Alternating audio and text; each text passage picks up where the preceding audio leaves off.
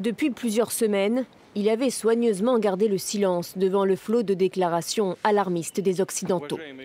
Alors Vladimir Poutine a choisi de s'entourer d'un Européen, un allié du Kremlin, le Hongrois Viktor Orban, une sorte de pied de nez à l'Europe.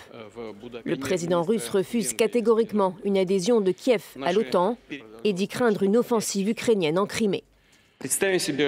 Imaginons que l'Ukraine soit membre de l'OTAN, bourrée d'armes, avec des systèmes de frappe modernes au même titre qu'en Pologne et en Roumanie. Qui l'arrêtera? Et elle démarre des opérations en Crimée, je ne parle même pas du Donbass, c'est un territoire russe souverain. Pour Moscou, l'Ukraine n'est qu'un instrument des Occidentaux pour entraîner la Russie dans un conflit armé et pour la frapper de sanctions économiques. Les États-Unis seraient à la manœuvre. Mais pour Washington, c'est bien la Russie qui est responsable des tensions. La Russie a 100 000 soldats à la frontière. C'est elle l'agresseur.